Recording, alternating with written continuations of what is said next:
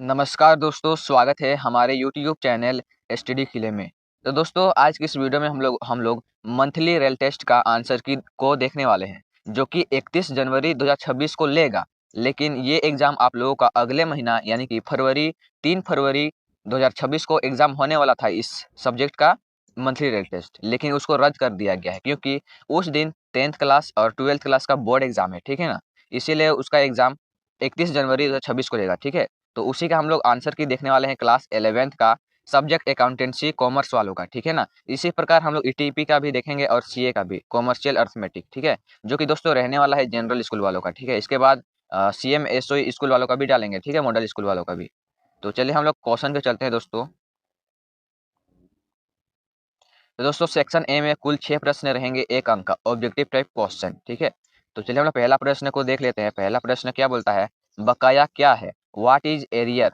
तो इसको सरल शब्द में आप लोगों को बताएं तो बकाया बकाया मतलब बाकी है, दिए नहीं है, बाकी है, ठीक है ना? तो ऑप्शन पढ़ लेते हैं सबसे पहले, ठीक है? यह अग्रिम भुगतान है। It is advance payment. बकाया मतलब बाकी है, तो एडवांस तो नहीं है दोस्तों। एडवांस में दिए हैं क्या? बाकी मतलब बाकी है ना, दिए नहीं ना है, इसीलिए एडवांस तो नहीं नहीं होगा। ये ऑप्शन गलत है दोस्तों। एडवांस में नहीं दिए हैं, अभी बाकी है देना, इसीलिए, ठीक है? और क्वेश्चन में ऑप्शन में बी क्या बोलता है? यह देय तिथि पर अदद भुगतान है। अदद भुगतान मतलब कि नहीं दिए हैं। अदद मतलब आउट स्टैंडिंग, अभी देना है लेकिन नहीं दिए हैं, ठीक है? तो ये बी नंबर ये ऑप्शन मेल खाता है, ठीक है? और सी नंबर ऑप्शन है दोस्तों, यह देय तिथि से पूर्व भुगतान है, तो एडवांस में पेमेंट नहीं किए हैं, ठीक है? इसलिए ये भी आंसर नहीं होगा। अभी देना बाकी है। इसमें बोल रहा है ना पूर्व भुगतान योग्य है। देना था 31 को, लेकिन 30 को ही पहले ही पेमेंट कर दिए है, तो ऐसा नहीं है, ठीक है? बाकी है इसका मतलब। बकाया क्या है, बाकी क्या है वो भी पूछ रहा है, ठीक है? तो और ऑप्शन नंबर डी क्या बोलता है? यह अग्रिम भुगतान और देय राशि के बीच का अंतर है, तो ये भी गलत हो जाएगा। तो दोस्तों इसका राइट आंसर हो जाएगा ऑप्शन नंबर बी। क्या बोलता है? यह देय तिथि पर अदद भुगतान है। मतलब कि हम लोग मान के चलिए हम लोग कोई लोन लिए थे, ठीक है? कोई परिवार से ही फैमिली से ही लोन लिए थे, मान के चलिए 1000 का। तो बोले थे कि मतलब कि जनवरी माह के अंतिम दिन को दे देंगे। तो उस दिन आया ना, उस दिन हम नहीं दिए। अदद भुगतान या ऋण है। अदद मतलब होता है दोस्तों देना था लेकिन नहीं दिए, समझ रहे हैं ना? बकाया है। वही ऑप्शन इसका राइट आंसर हो जाएगा, जो कि ऑप्शन नंबर बी है, ठीक है? चलिए अब हम लोग क्या करते हैं, क्वेश्चन नंबर 2 की ओर चलते हैं। तो क्वेश्चन नंबर 2 क्या बोलता है दोस्तों? अप्राप्य व संगीत ऋणों के लिए अप्राप्त व संगीत ऋणों के लिए संचित किया जाता है। Reserve for bad and doubtful debts is made on, तो डेप्टर्स। चलिए अब हम लोग क्वेश्चन नंबर 3 को चलते हैं। क्वेश्चन नंबर 3 क्या बोलता है? प्रावधान है प्रोविजन इज लाभों का नियोजन, एप्रोप्रिएशन ऑन प्रॉफिट, लाभों का charge on profit, both A and B. तो दोस्तों प्रावधान है प्रोविजन इज लाभों का चार्ज है, ठीक है? प्रावधान आप लोगों को किसी ज्ञात दायित्व के लिए बनाना ही है, ठीक है? हर साल के अंत में बनाना ही है। चलिए अब हम लोग क्वेश्चन नंबर 4 के चलते हैं। क्वेश्चन नंबर 4 क्या बोलता है? पूर्वदत्त किराया, पूर्वदत्त किराया। इसमें अदत्त किराया नहीं है दोस्तों, पूर्वदत्त किराया है, ठीक है? मतलब कि हम लोग रेंट में रहते हैं, ठीक है? तो रेंट का भाड़ा है प्रति माह है 1000 मान के चलिए, ठीक है? तो 1 साल में हम लोग को 12,000 देना था। तो जब साल के अंत में मतलब कि जब जो है रेंट लेने वाला है, वो साल के अंत में आएगा, ठीक है? एक दिन रेंट लेने के लिए। तो उस दिन ना 12,000 की जगह हम लोग मान के चलिए 15,000 दे देंगे पूर्वदत्त किराया। अगले साल के लिए कुछ पैसा एडवांस में दे देंगे, उसी को बोलते हैं पूर्वदत्त किराया, ठीक है? इंग्लिश में आप लोग बोले तो प्रीपेड रेंट, प्रीपेड, पहले से ही दे दिए, पहले से ही पेड कर दिए, प्रीपेड, ठीक है? तो पूर्वदत्त किराया डैश के रूप में दिखाया जाता है। तो करंट एसेट, करंट एसेट कैसे हम बताते हैं, ठीक है? क्योंकि दोस्तों हम 12,000 के चलते जगह 12,000 की जगह हम 15,000 दे दिए हैं। तो बाद में उसको मांग भी सकते हैं, ठीक है? 3,000 वापस आएगा तो हम लोग को एसेट बढ़ जाएगा। एसेट मतलब हम लोग को संपत्ति बढ़ जाएगा ना, कैश संपत्ति है, तो जब हम लोग मांगेंगे तो पैसा बढ़ जाएगा, ठीक है? वापस भी ले सकते हैं उस पैसा को। फिर अगले साल जब देना होगा उसे दे देंगे उस पैसा को। इसीलिए वो हमारा करंट एसेट है, ठीक है? चलिए अब हम लोग क्वेश्चन नंबर 5 की ओर चलते हैं। क्वेश्चन नंबर 5 क्या बोलता है? कौन सी आय लाभ और हानि खाते में दिखाई जाती है? कौन सी आय पीएल अकाउंट में दिखाया जाता है? तो विच income is shown in the PL profit and loss account. तो किसको हम लोग पीएल अकाउंट में दिखाते हैं दोस्तों? तो उस रिवेन्यू इनकम को दिखाते हैं, यानी कि राजस्व आय को। पूंजीगत आय को इसमें नहीं दिखाते हैं। पूंजीगत आय को हम लोग इसमें दिखाते हैं दोस्तों, बैलेंस शीट में दिखाते हैं, ठीक है? चलिए अब हम लोग क्या करते हैं, क्वेश्चन नंबर 6 की ओर चलते हैं। क्वेश्चन नंबर 6 क्या बोलता है आप लोगों का, बकाया खर्च आर्थिक चिट्ठा में किस रूप में दिखाए जाते हैं। बकाया खर्च, बकाया वही दोस्तों बाकी खर्च यानी कि हम लोग करंट लायबिलिटी है, ठीक है। और प्रीपेड यानी कि पूर्वदत्त, इसको और एक नाम से जानते हैं दोस्तों बकाया खर्च को, अदत से। अदत मतलब कि नहीं दिए हैं, देना है लेकिन नहीं दिए हैं, ठीक है, बाकी है। इसको आर्थिक चिट्ठा में किस रूप में दिखाएंगे, तो देना था लेकिन नहीं दिए हैं, तो हम लोग का लायबिलिटी बढ़ गया है दोस्तों, देना है, ठीक है ना, इसलिए ये करंट लायबिलिटी है। तो करंट लायबिलिटी कैसे दिखाएंगे, तो जो कि ऑप्शन है दोस्तों बी, इसका राइट आंसर हो जाए, ठीक है। और जो हम लोग का प्रीपेड है पूर्वदत्त, उसको current sorry option number A इसका राइट आंसर हो जाएगा। और आप लोग का जो पूर्वदत्त पूर्वदत्त पूर्वदत्त है, प्रीपेड प्रीपेड या फिर कुछ भी है, प्रीपेड एक्सपेंसेस, प्रीपेड इनकम है, ठीक है, उस सभी को करंट एसेट में दिखाएंगे। सॉरी यहाँ पे जो टाइप किया है क्वेश्चन दोस्तों वही गलत लिखा है। देखिए, चालू चालू परिसंपत्ति को करंट एसेट बोलते हैं और चालू दायित्व को करंट लायबिलिटी बोलते हैं। तो ये इंग्लिश में इधर उधर कर दिया है, तो इसका राइट आंसर दोस्तों हो जाएगा करंट लायबिलिटी, ठीक है। इसका करंट लायबिलिटी आंसर आ जाएगा, जो कि चालू दायित्व है, ठीक है।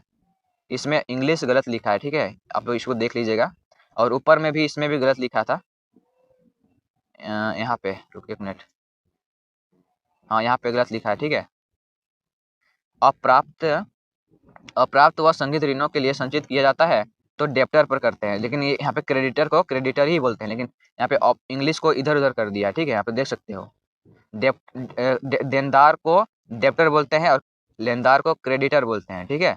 तो इंग्लिश इधर उधर हो गया है, तो इसका हम आंसर हो जाएगा देनदार होगा, ठीक है। इसका इंग्लिश होता है डेप्टर्स होता है, तो इंग्लिश को इधर उधर कर दिया है, ठीक है।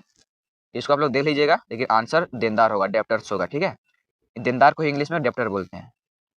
तो इसका भी हम लोग आंसर देख चुके हैं। तो बकाया खर्च क्या है, हम लोग का लायबिलिटी है, तो लायबिलिटी चालू दायित्व, तो इसका राइट आंसर हो जाएगा, ठीक है, करंट लायबिलिटी। आंसर को देख लेते हैं। सेक्शन बी क्या बोलता है, सेक्शन बी में कुल चार गो प्रश्न रहेगा, दो दो अंक का, ठीक है।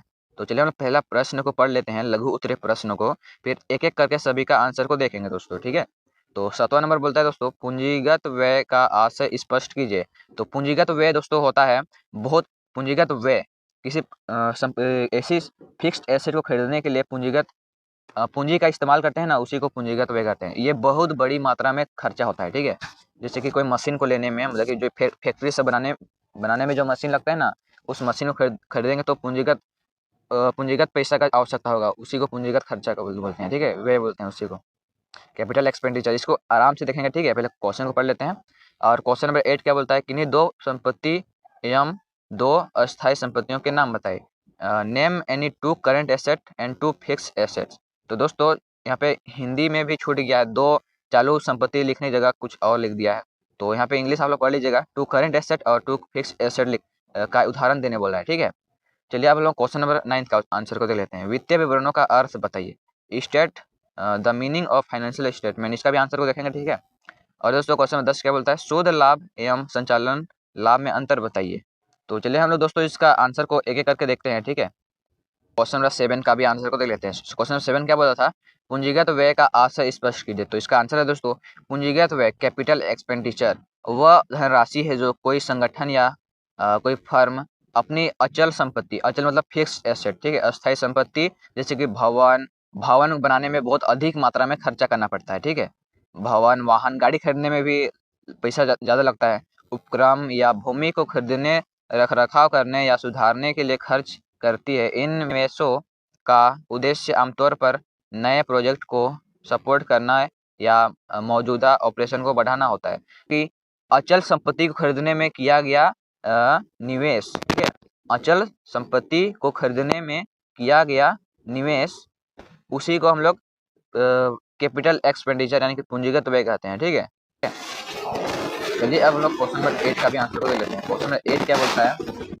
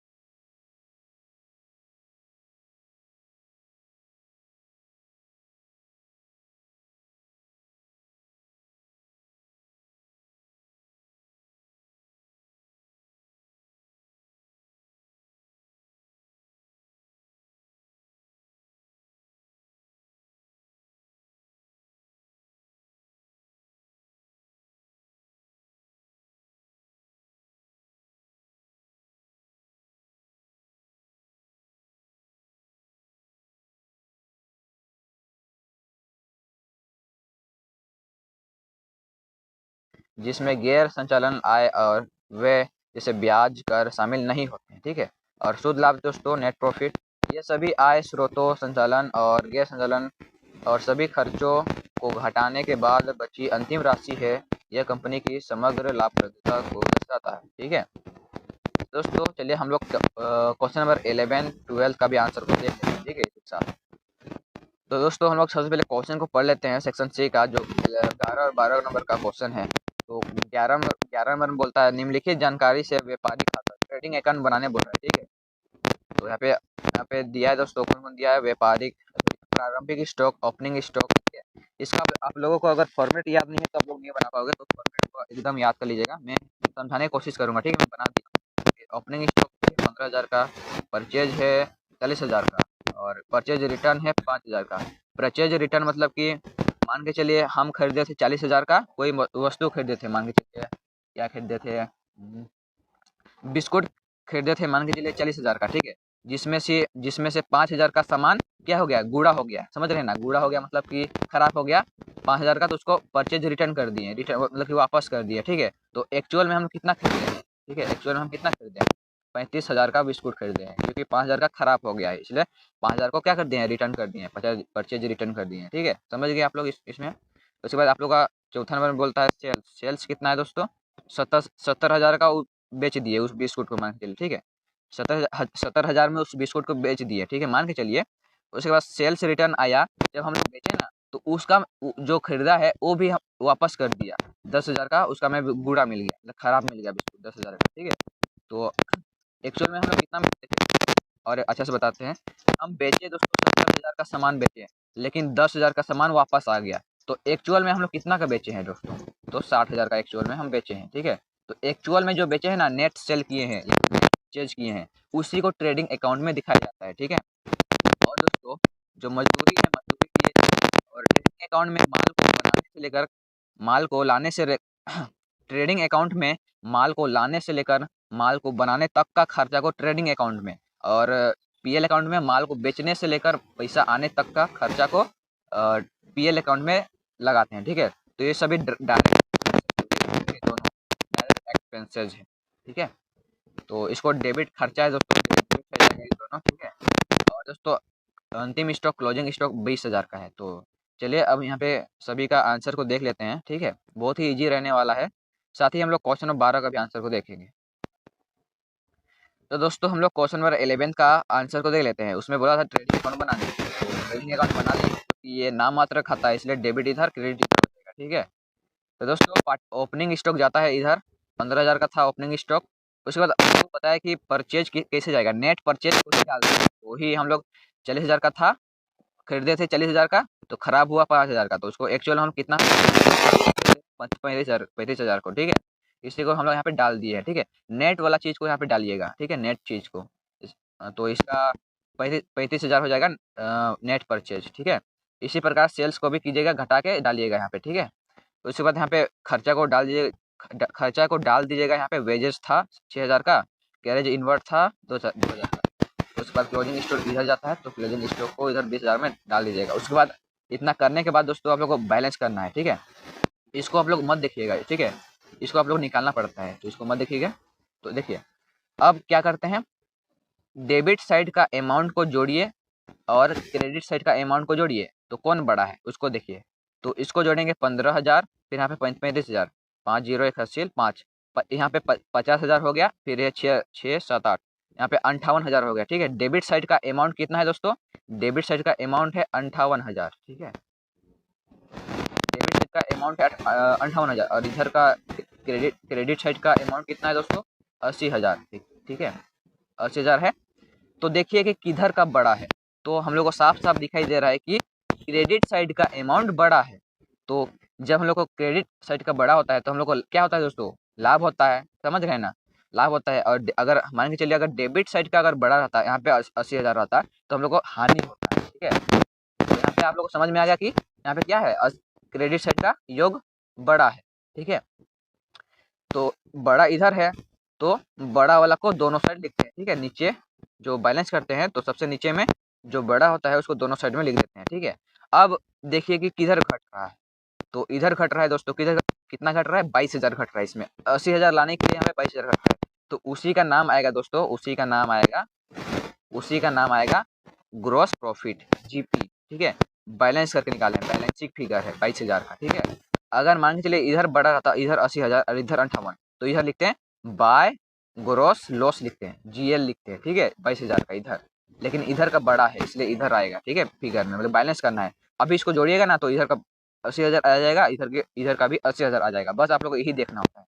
और आप लोग का वर्किंग नोट है दोस्तों, इसको जरूर से जरूर बनाइएगा। आप लोग वर्किंग नोट कुछ भी बनाइएगा लेकिन जरूर बनाइएगा। तो ग्रॉस प्रॉफिट कैसे निकाले हैं, तो क्रेडिट साइड का योग को, क्रेडिट साइड का बैलेंस को और डेबिट साइड का बैलेंस को घटाएंगे तो 22,000 निकल जाएगा, जो कि ग्रॉस प्रॉफिट है, क्रेडिट बैलेंस है। ठीक है, और नेट्स परचेज दोस्तों, परचेज माइनस परचेज रिटर्न, तो 35,000 का परचेज किए हैं, फिर नेट्स है वही सेम प्रोसेस है, सेल्स माइनस सेल्स रिटर्न। ठीक है, 70 माइनस 10,000 तो 60,000 आ जाएगा, वही सेम प्रोसेस है दोस्तों। चलिए अब हम लोग क्वेश्चन नंबर 12 का आंसर को देख लेते हैं। निकालने बोला था, तो एनुअल डेप्रिसिएशन, वार्षिक मूल्य ह्रास कितना है दोस्तों, कोई मशीनरी था 1 लाख का।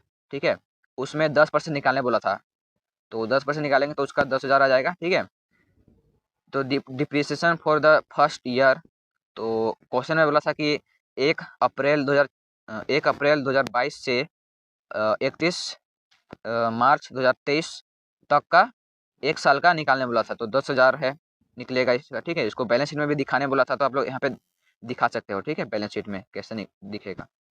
तो दोस्तों मशीनरी क्या है, एसेट है, तो एसेट साइड में लिख देंगे इसको, कितना का था, 1 लाख का था। फिर लेस करेंगे डिप्रिसिएशन जो कि 10,000 का है, तो आंसर आ जाएगा दोस्तों 90,000। यही आप लोग को दिखाना है, बस आप लोग को इतनी बनाना है। ठीक है, तो दोस्तों मिलते हैं नेक्स्ट वीडियो में, तब तक के लिए बाय बाय।